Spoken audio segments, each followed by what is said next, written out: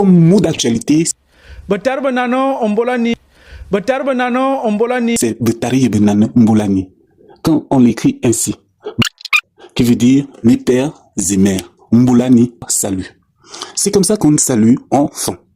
Donc, plus souvent, les gens vont le traduire pour dire mesdames et messieurs. Mais dans ce documentaire, nous allons voir qu'est-ce que cela signifie vraiment. Il faut savoir qu'en Occident, on met en avant madame, je vais abréger, et monsieur. Monsieur. Souvent en Afrique, dans toute l'Afrique, ils vont dire Betari Benana, en Lingala, en Swahili, tout ça. Ils vont d'abord citer le père, mes pères et mères. Et après, vous allez vous rendre compte que beaucoup vont dire que, bon, en Afrique, il n'y a pas la galanterie. Il faut savoir que toutes les cultures ont toujours dit Betari et Benana en Lingala. Normalement, ici, c'est comme ça, toutes les cultures. Mais c'est au XVIIe siècle, lorsque va naître le jeu des galanteries. Oubliez tout ce que vous savez sur la galanterie. Offrir des fleurs, tenir la porte, aider à porter une valise. La galanterie à l'origine, ça n'a rien à voir avec tout ça. La galanterie, en fait, c'est une révolution culturelle au service des femmes qui a bouleversé les rapports de genre au XVIIe siècle et qui a inventé de nouveaux modèles amoureux. Rien que... C'est là où on va commencer à mettre d'abord la femme.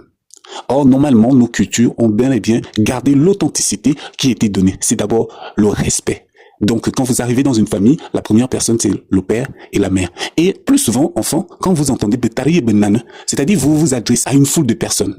Donc, on dit Betari et Benane. Et lorsque vous avez devant vous, par exemple, une famille, vous êtes dans votre famille, votre père, votre mère, il y a les tontons, tout ça là, vous n'allez pas utiliser cette expression. Betari et Benane Mbolani. Non, non, non. Vous allez citer les noms de personnes. Et c'est ça, le respect. En Afrique, ou partout, tous ceux qui ont gardé l'authenticité, c'est le rapport de respect qui domine. Mais en Occident aussi, aujourd'hui, avec la galanterie, vous allez entendre beaucoup de choses. C'est d'abord la femme. Mais regardez un peu l'origine du mot galanterie.